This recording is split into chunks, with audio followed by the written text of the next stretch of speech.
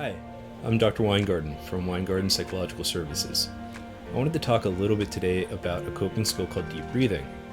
Deep breathing helps us to manage our stress and anxiety levels. Not only does it help in the moment, but it helps over time. The more we practice it, the lower our baseline anxiety is. That means we have more of a threshold or a buffer before we get to a point where we are actually distressed or even in panic. To understand this, we need to understand a little bit about our nervous system. I like to think about these two parts working almost like a seesaw. On one side is our sympathetic nervous system, and on the other side is our parasympathetic.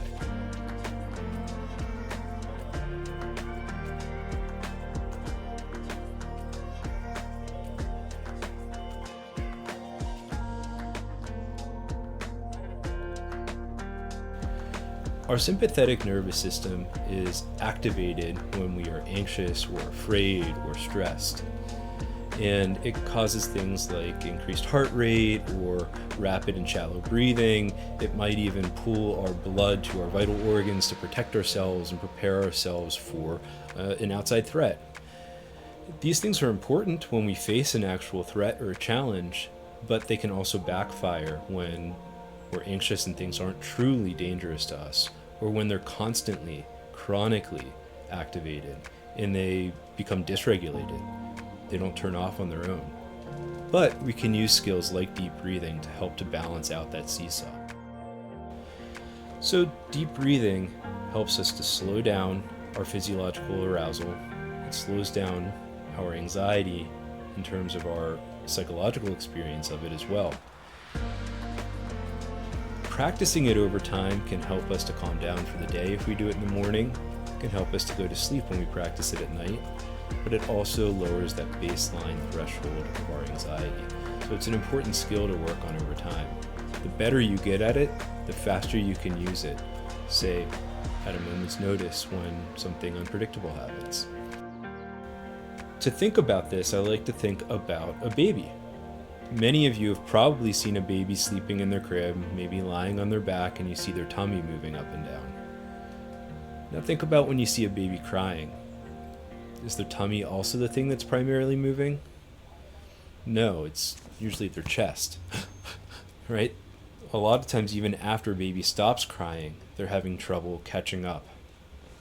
So if we put one hand on our belly and one hand on our chest and just take a few breaths as normal, we might be able to tell our level of physiological arousal and activation. Over time, as adults, we start to carry more and more stress. We start to breathe more and more from our chest, like the baby that's distressed and crying. But with practice, we can shift that down to breathing from our stomach.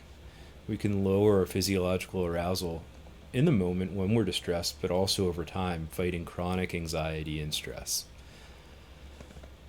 So now that we've taken a few breaths and seen where our breathing is going, our chest or our stomach, let's try to intentionally shift it down to our stomach. Which hand's moving now? For some people, this will be pretty natural. For others, it takes a lot of work. Take your time. Don't become self-critical or judgmental. If it's troublesome, it just means that you need to practice. It means it's an important skill for you to learn. The next step is to slow down your breathing. There are all sorts of models for slowing down our breathing. I like to use 4 seconds in, 4 seconds out. You can do longer, but sometimes people find themselves getting dizzy or having difficulty with it, and that's just not worth the potential added benefit. So, putting your hand again on chest and stomach, take a couple breaths, make sure that your lower hand is moving.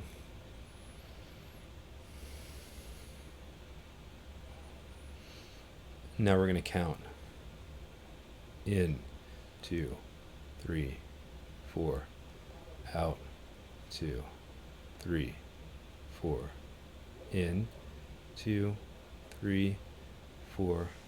Out, 2, 3, 4. Continue practicing this at least twice a day, morning, evening, and I also recommend anytime you notice yourself becoming activated. You won't always need to put your hand on your chest and your stomach. You won't even always need to think about 4 seconds in, 4 seconds out. At this point, I find that I can do one deep breath and let it out slowly. I tend to imagine kind of like letting go of balloons filled with helium, and my anxiety or my stress floats away.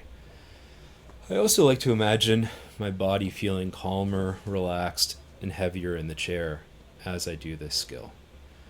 Before bedtime, if I know I've been carrying a lot of stress, I'll often lay on my back and do some deep breathing and feel myself getting heavier and heavier in the bed. And when my body's calm enough, I roll over and fall right to sleep. I hope that this was useful, and I plan on adding some more videos. So please follow us and let us know if this was helpful. We're happy to have any good faith feedback, and thanks for your time.